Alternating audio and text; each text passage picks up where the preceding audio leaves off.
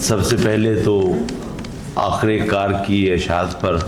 Doctor Ashfaq ناصر کو مبارکباد پیش کرتا ہوں۔ پھر آثار، اب یہ آثار صرف فیصل اجمی صاحب نہیں رہے، آثار ایک ادارہ بن گیا ہے۔ فیصل اجمی خود ایک ادارہ بن چکے ہیں، اور ان کا جو ایک ٹینیور ہم نے دیکھا، پھر یہ دوسرا ٹینیور جو میری یادداشت میں محفوظ ہے، اس میں لائف ٹائم اچیومنٹ ایوارڈز اور کتاب ایوارڈ، اور اس کے لیے غالباً یہ پہلی کتاب جو ہے اشفاق ناصر کی، یہ صرف میں ان کو مبارکباد اس لیے نہیں دینا چاہ رہا کہ یہ مبارکباد ہمارے اپنے لیے بھی ہے کہ اشفاق کو ایوارڈ ملنا یوں ہی ہے جیسے ہم دوستوں کو ایوارڈ مل گیا۔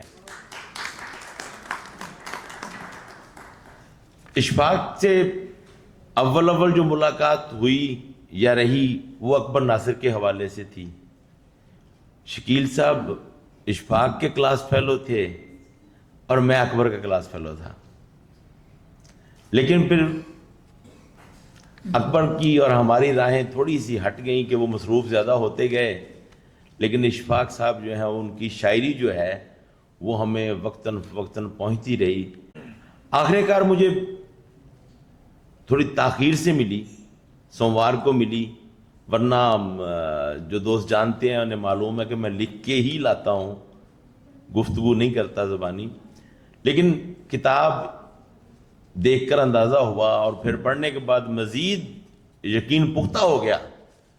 کہ اس پر لکھے بغیر چارہ نہیں ہے، اور یہ 2-3 دن کافی نہیں ہے۔ تو جو میرے چند مختصر سا اظہار خیال میں اس کتاب پہ کروں گا، وہ ہوتا ہے کہیں بے ربط بھی ہو جائے۔ پہلی چیز تو یہ کہ مجھے ڈاکٹر مظفر انفی کی ایک بات یاد آ رہی تھی ان کی کتاب پڑھتے ہوئے۔ انہوں نے بطور نقاد اپنے بارے میں کہا تھا کہ میں کسی بھی فن پارے کو اس کے اندر سے پھوٹنے والی روشنی سے پرکھنے کی کوشش کرتا ہوں، کیونکہ کسی نظریے کو ساتھ لے کے چلنا اور اس سے نقاد جو ہے وہ بالغ نظری کی بجائے کج بینی کا شکار ہو جاتا ہے۔ تو مجھے یہ جملہ اشفاق کی شاعری پہ صادق ہوتا نظر آیا، کیونکہ اشفاق کی جس طرح کی ایک یہاں غالباً شکیل جاذب صاحب جو ہم کلپ چل رہے تھے ان میں بات کر رہے تھے توازن کی، تو وہ توازن میں نے کتاب میں بھی جگہ جگہ محسوس کیا، اور چونکہ میں اشفاق کی زندگی سے بھی کافی حد تک واقف ہوں اور ان کے ایک کامیاب ڈاکٹر ہونے کی حیثیت سے بھی واقف ہوں، تو ایک توازن جیسا کہ ان کی زندگی میں ہے وہ توازن ان کی شاعری میں بھی موجود ہے، اور یہی توازن انسان کو مکمل انسان کے درجے پر فائز کرتا ہے۔ تو اشفاق کے ہاں وہ ساری چیزیں موجود ہیں، اور سب سے بڑی چیز وہ یہ کہ اشفاق کے ہاں کسی بھی شخص کی، اپنے کسی سینئر کی، اساتذہ کی، گو کہ یہ روایت کو ساتھ لے کے چلے ہیں۔ یہی وجہ ہے کہ اس کتاب میں ہمیں کہیں کرتب بازی نظر نہیں آتی، لیکن ان کے ہاں ایک اپنا پن ہے، ایک انفرادیت ہے، اور وہ انفرادیت جگہ جگہ اپنا آپ منواتی نظر آتی ہے۔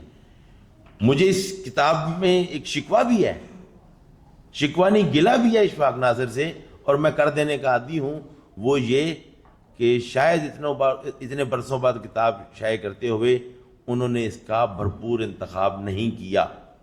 میرے نزدیک بہت سے شعر جو نہیں ہونے چاہیے تھے وہ کتاب میں شامل ہیں، یہ میرا گلہ ریکارڈ کر لیں، لیکن مجموعی تاثر کتاب کا جو ہے وہ اس میں نے کچھ اس میں ان کے ہاں مجھے تاثراتی میلانات اور فکر کی وسعت جو ہے وہ بہت نمایاں نظر آئی ہے، اور فکر کی وسعت جو ہے وہی تنوع کو راستہ دیتی ہے۔ شعری موضوعات کے حوالے سے، شعری ڈکشن کے حوالے سے بھی ان کے ہاں تنوع ہے۔ وہ جو باتیں پہلے لوگ کرتے تھے کہ صاحب اسلوب شاعر ہیں، تو صاحب اسلوب کی ہونے کی بات کی تو کب کی نفی ہو چکی، کہ صاحب اسلوب ہونے کا مطلب ہے کہ یہ ساری زندگی ایک ہی ڈگر پہ چل رہا ہے، اگر اس کی اسلوب کی بات کی جائے تو اس میں تبدیلی بھی نظر آتی ہے، اور وہ تبدیلی کس طرح آتی ہے کہ ان کے ہاں نئی تراکیب بنانے کا ایک عمل نظر مجھے آیا، ان کے ہاں نئی زمینیں بنانے کا ایک عمل نظر آیا، اور الفاظ کو نئے معانی پہنانے کا ایک عمل نظر آتا ہے۔ اب میں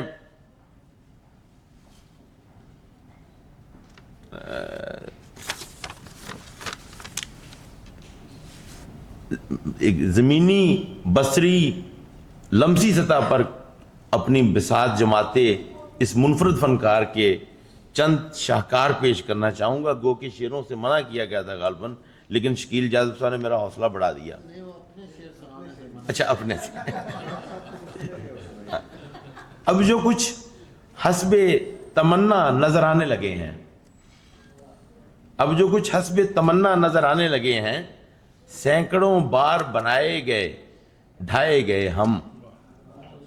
گھر میں رکھے ہیں دیے اور جلاتا نہیں میں، گھر میں رکھے ہیں دیے اور جلاتا نہیں میں، جب سے بچھڑا ہوں کسی کو نظر آتا نہیں میں۔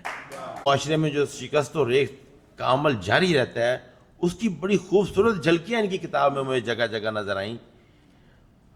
اب تیرا ہجر میں کہاں رکھوں، عمر بھر کی کمائی مسئلہ ہے، وقت کے یہ شعر تھا، میرے دشمن تیرے چہرے پہ بہت روشنی ہے۔ شعر دیکھیے، میرے دشمن تیرے چہرے پہ بہت روشنی ہے، کاش ہم تیری جگہ جنگ میں ہارے ہوتے، اور وقت کے پڑاؤ میں یہ بھی کیسا ملنا ہے، تو فلاں سے وابستہ میں فلاں سے وابستہ، اور تجھ سے سچ مچ میں محبت تو نہیں کر بیٹھا، تجھ سے سچ مچ میں محبت تو نہیں کر بیٹھا، اتنا رویا نہیں جا سکتا اداکاری میں۔ بہت شکریہ۔